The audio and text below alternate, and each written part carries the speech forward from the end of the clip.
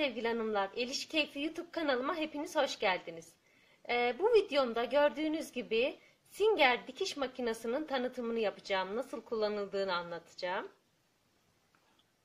Evet, bu Singer makinamız A101'de sürekli satılan haftalık ürünlerinden olan Singer makinamızın 1408 markası. Bu markanın İçindeki parçalarının ne işe yaradığını ve nasıl kullanıldığını sizlere de anlatmak istedim. Böyle bir video çekmek istedim. Sizlere faydalı olması açısından. Evet, öncelikle hatırlatmamı yapmak istiyorum. Eğer ki kanalımı ilk defa izliyorsanız abone ol butonuna tıklamayı ve videomu sonuna kadar izledikten sonra videomu beğendiyseniz beğen butonuna da tıklamayı unutmazsanız çok sevinirim hanımlar. Evet, hatırlatmamızı yaptık. Şimdi makinamızın kutu açılımına geçmek istiyorum. Evet sevgili hanımlar, bu demek oluyor ki artık kanalımda pratik dikiş videoları da sizlerle birlikte olacak. Biliyorsunuz kursa gittim, eğitimini aldım. Sizlere sağlıklı bilgiler verebilmek adına kursumu tamamladım. Daha sonra pratik dikiş videolarını sizlerle birlikte çekmeyi düşünüyorum hanımlar. Evet, bu şekilde bu makinamızın ayağı hanımlar, pedalı böyle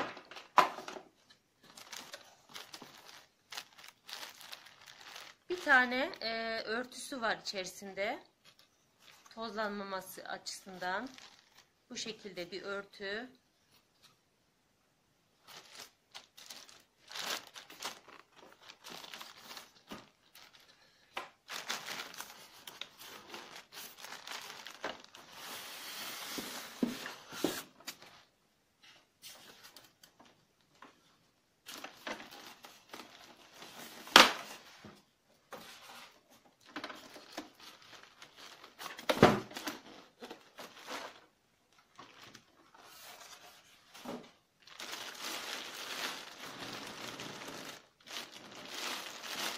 Evet, A101'den almış olduğum Singer dikiş makinesi. Evet, gördüğünüz gibi hanımlar bu şekilde. Hemen kurulumunu yapmak istiyorum. Sizlere ilk olarak düz bir dikiş yapmak istiyorum. Nasıl yapıldığını anlatmak istiyorum. Bu pedalımızı gördüğünüz gibi burada bir fişi var. Bunu tam buraya takıyoruz hanımlar.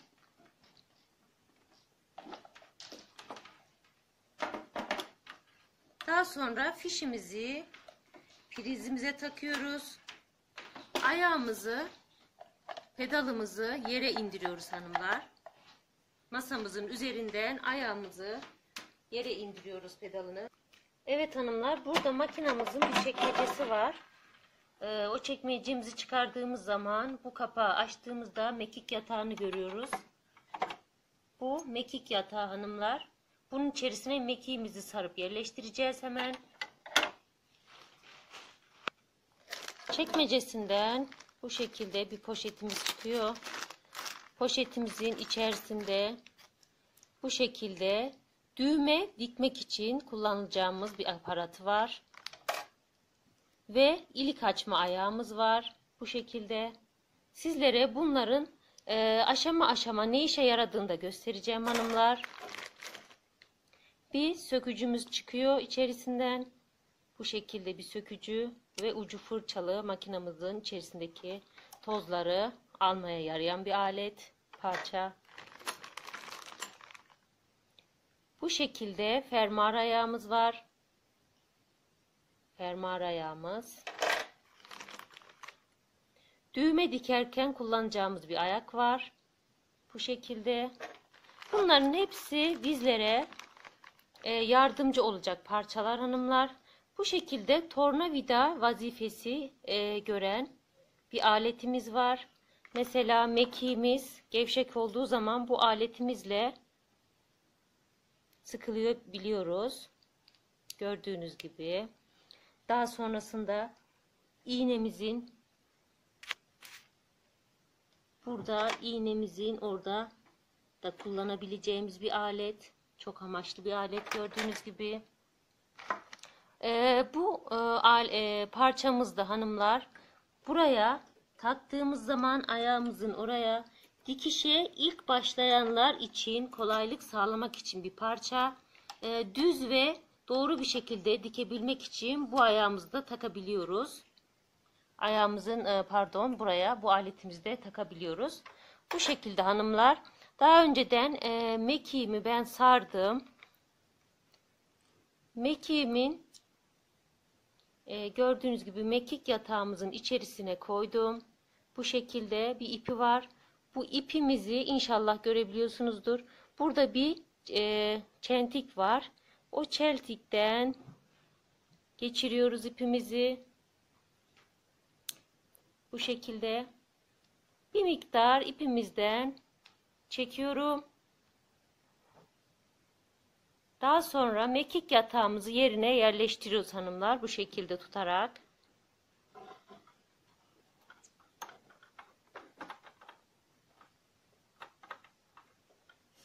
Bu şekilde yerleştirdik gördüğünüz gibi. Daha sonrasında kapatıyoruz. Parçalarımı tekrardan dolduruyorum poşetine. Çekmecemi kapatıyorum. Üzerinde zaten iğnemiz takılı bir şekilde geliyor hanımlar. Makinamızın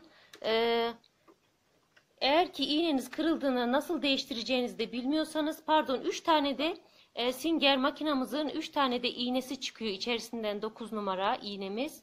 3 tane iğnemiz çıkıyor. İğnemizin burada bir düz olan kısmı var. O düz olan kısmını makinamıza doğru döndürüyoruz. Yuvarlak olan kısmı bize doğru bakacak şekilde buraya takarak burada sıkılıyoruz hanımlar. Evet. Makinamıza ipliğimizi yerleştireceğiz hanımlar bu şekilde. Bir zaten bizi yönlendiriyor burada. 1 ve 2 3 4 olan burada horozumuz var. Onun tepesinden geçiriyorum ipimi ve 5 aşağı doğru ok işareti bizi iğneye doğru yönlendiriyor hanımlar. İğneye doğru yönlendiriyor. En son 6. aşama olarak da ipliğimizi iğnemizden geçiriyoruz hanımlar.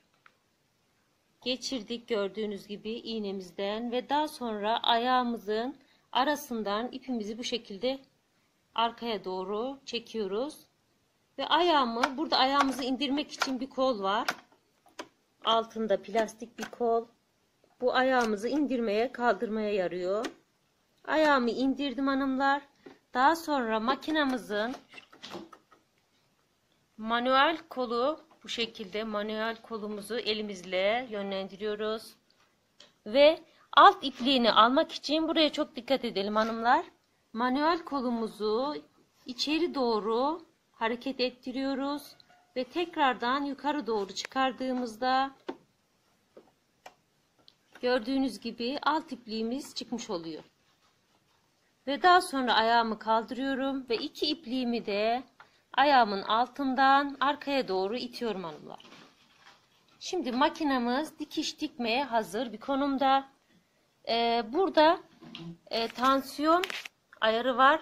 Tansiyon ayarımızı 2 ile 3 arasında da durabilir, 3'te de durabilir. Bu şekilde eğitimini aldım ben.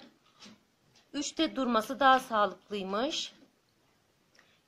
Burada da makinamızın yapmış olduğu dikişler var. Bu ortadaki düz dikiş, normal dikiş ayarımız. Normal dikiş ayarına getirdim gördüğünüz gibi. Ortada. Şimdi makinamın ayağını indiriyorum. Ve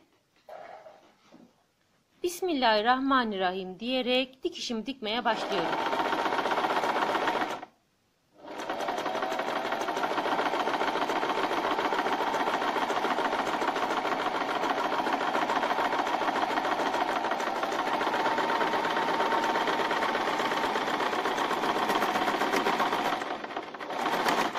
Burada da ipliğimizi koparmak için bir kesici yer var. Oradan da ipimizi gördüğünüz gibi koparabiliyoruz. Evet hanımlar, gördüğünüz gibi makinamız düz bir dikişi gayet güzel bir şekilde böyle dikti. Evet hanımlar, şimdi düz dikişi gösterdim sizlere. Bazı farklı dikiş ayarları da var. Birkaç tane onlardan da göstermek istiyorum. Tekrardan kumaşımı yerleştirdim ayağımın altına ve indirdim ayağımı da ayağa. Burada gördüğünüz gibi zikzak ayarı var. Bir tane geniş bir zikzak yapmak istiyorum. Bu zikzaklarımız geniş var, daha sık var bu şekilde. 1, 2, 3, 4 tane.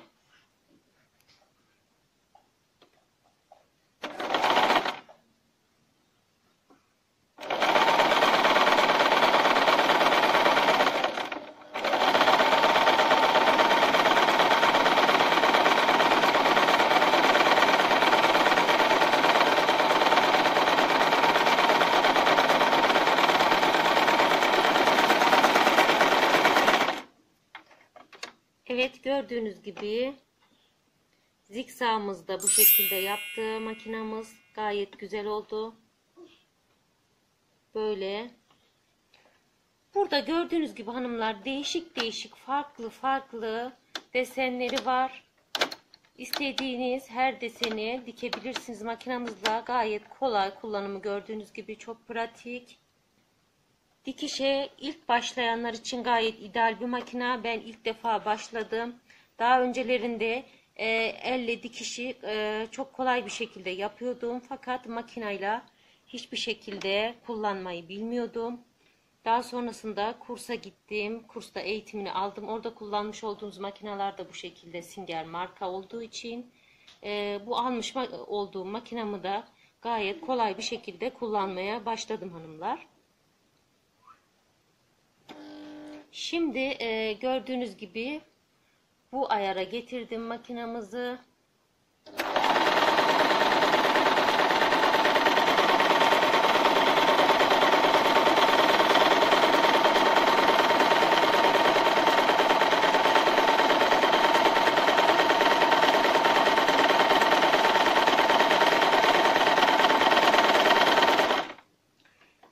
Evet hanımlar, bu kadar yeterli.